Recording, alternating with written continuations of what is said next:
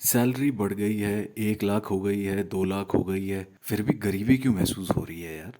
ये हुआ क्या? मुझे याद है जब मैं कॉलेज से निकला था तब लोगों के पैकेज लगते थे यार, उसको इन्फोसिस ने उठा लिया, उसको टीसीएस ने उठा लिया, उसको कुछ 5 लाख मिल रहा है, किसी को 4 लाख मिल रहा है, 6 लाख मिल रहा है। उसी में लोगों के कान खड़े हो जाते थे कि यार इतने पैसे मिल रहे हैं, वाह कमाल है। और अब आज की डेट ऐसी हो गई है कि लोगों को 15-15 लाख, 20-20 लाख रुपए मिल रहा है साल का। महीने का 1.5 लाख, 2 लाख मिल रहा है। फिर भी लोग ऐसे हैं कि अपनी फैमिली के साथ रह रहे हैं एकदम कंजूसी में, और महंगाई लग रही है सबको कि यार महंगाई इतनी बढ़ गई है। और कई ऐसे नमूने हैं जो इस बात पे खुश होते रहते हैं कि यार सैलरी बढ़ गई, मेरी सैलरी 1 लाख हो गई, 2 लाख हो गई मेरी सैलरी, मैं तो बहुत तोप हूँ। जब खर्चने की बारी आती है तब उन्हें रियलाइज़ होता है कि यार ये सैलरी तो सफिशेंट नहीं है, इसको इसमें तो मैं अपनी बीवी बच्चे के साथ बड़े शहर में रहना तो ऑलमोस्ट इम्पॉसिबल हो जाता है। किसी दिल्ली, बॉम्बे, बैंगलोर जैसे शहरों में रहना हो अगर, तो 1-2 लाख के साथ आप अपने बीवी बच्चों के साथ रहना आपका मुश्किल हो जाता है। तो इसका कारण क्या है? कारण इसका सिंपल है, इन्फ्लेशन। अब वो लोग समझते नहीं हैं, लोगों को यही लगता है, वो जीडीपी नंबर्स हमारी मीडिया और गवर्नमेंट वो खुद लोगों को गुमराह करते हैं। वो लोगों को ऐसे बताते हैं कि देखो जी हमारी जीडीपी बढ़ गई, 2012 में 2.2 2.3 थी, अब देखो अब 3.5 हो गई है, हम तो $5 ट्रिलियन इकॉनमी बन जाएंगे, $10 ट्रिलियन इकॉनमी बन जाएंगे। वो तो अच्छी बात है, लेकिन आपके क्या गुड्स और सर्विसेज सेम रेट पे बढ़ रहे हैं जिस रेट पे गवर्नमेंट पैसे छापे जा रही है और इन्फ्लेशन बढ़ाई जा रही है? मैक्सिमम क्या बन रहा है? फालतू सी ऐप्स बन रही हैं, इस ऐप पे आप ये ऑर्डर कर सकते हो, यहाँ पे यहाँ सट्टा लगा सकते हो। मतलब फालतू चीज़ें बन रही हैं जिनकी कोई रियल वैल्यू नहीं है।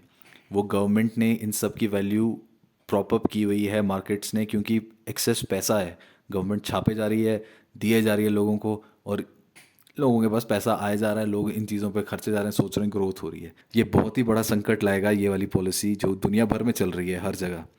और हमारी इकोनॉमी भी जो 3.5 ट्रिलियन हुई है या आगे बढ़ रही है, उसका मेजर कारण भी यही है कि इंडिया ने भी पैसे छापे हैं, इंडियन गवर्नमेंट ने, और मार्केट में निकाले हैं। बाहर के देशों ने भी पैसे छापे हैं और निकाले हैं। तो वो पैसे का फ्लो चल रहा है इधर उधर, जो टॉप लेवल पे लोग बैठे हैं वो पैसे इधर उधर करे जा रहे हैं, उस पर जीडीपी ग्रोथ बढ़ जाती है, लोगों को लगता है असली ग्रोथ हो रही है।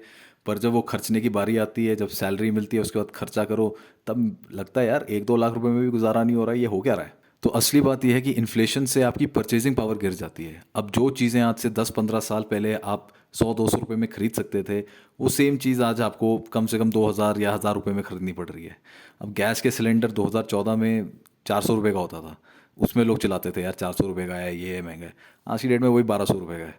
तो आप देख लीजिए 8 साल में वो 3 गुना महंगाई जो है आपकी ऑलमोस्ट बढ़ गई है। इस महंगाई से बचने का अब उपाय क्या है? तो ये सब तो रुकेगा नहीं जब तक कि गवर्नमेंट्स कोलैप्स नहीं करती हैं, ये करेंसीज कोलैप्स नहीं करती हैं, क्योंकि इन लोगों ने सबने ठान लिया दुनिया भर में कि नोट छापने ही छापने हैं।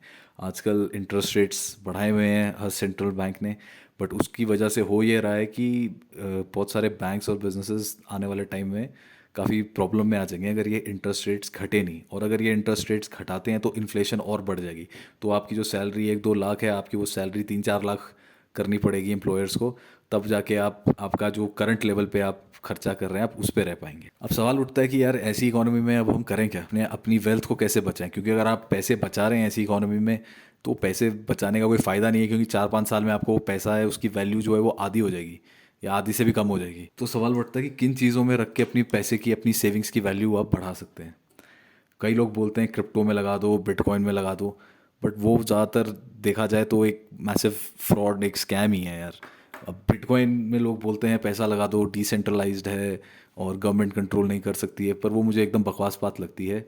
वो डेफिनेटली कंट्रोल्ड है बाय यूएस गवर्नमेंट। बिटकॉइन वो ही चला रहे हैं दुनिया भर में, बिकॉज वो चाहते हैं बिटकॉइन अगर रहेगा, लोग अपने पैसे, वो अपने पैसे बिटकॉइन में लगाएंगे, उनके देश में फिर मनी सप्लाई थोड़ा रुकेगा तो उनकी ग्रोथ रुकेगी। तो ये एक जियोपॉलिटिकल गेम का पार्ट लग रहा है मेरे को बिटकॉइन, और ये जितनी क्रिप्टो करेंसीज उसके बाद बनी हैं, बाकी सब तो फ्रॉड हैं। बिटकॉइन को छोड़ के बाकी सारी क्रिप्टो करेंसीज तो यार हवा में, वो आप उन्हें फ्रॉड बोल सकते हैं, असल में एक पॉन्जी स्कीम्स हैं जो बहुत लोगों को डुबोएंगी। इन जो टाइमली निकल लिया अपना पैसा निकाल के, उसके तो मज़े हैं प्रॉफिट में, लेकिन जो फंस गया उसमें वो बेचारा बहुत पैसा लूज़ करेगा इसमें। और बिटकॉइन का ये है कि बिटकॉइन लिमिटेड हैं, there are only 21 million bitcoins available जिसको माइन कर सकते हैं। तो उनकी वैल्यू स्टोर करके रखने में ज़्यादा है एज अपोज टू खर्चने में। Bitcoin as a medium of payments use नहीं होगा क्योंकि उसकी लिमिटेड नंबर ऑफ बिटकॉइंस हैं, और अगर आप उसे होल्ड करके रखोगे तो वो एसेट बन जाता है गोल्ड की तरह। आप उसे होल्ड करके रखोगे तो उसकी वैल्यू बढ़ती रहेगी, क्योंकि लोग खर्चेंगे नहीं कि और बिटकॉइन तो है ही नहीं, 21 मिलियन बिटकॉइन ही थे, अब मैं इसको होल्ड करके रखता हूँ। तो वो आपका पैसा फंसा रह गया। तो बिटकॉइन ने एक सोल्यूशन मेरे हिसाब से तो है नहीं। जो असली सोल्यूशन आज के टाइम में है वो गोल्ड और सिल्वर ही है।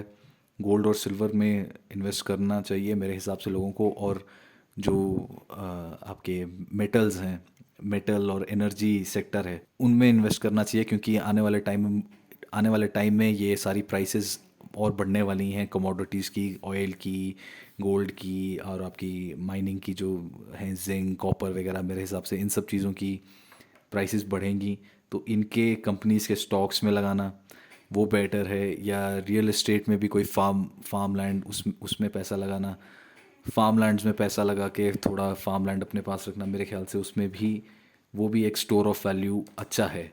बाकी स्टॉक मार्केट मेरे हिसाब से मैनिपुलेटेड है, पूरी एग्जैजरेटेड है। आज की डेट में 66,000 पे सेंसेक्स वगैरह है। लोग बोलते हैं इंडिया शाइन कर रहा है, ग्रो कर रहा है, पर मेरे हिसाब से वो सारा मैनिपुलेटेड है, और कभी ना कभी क्रैश करेगा, और जब क्रैश करेगा बहुत लोग पैसा अपना लूज़ करेंगे उसमें।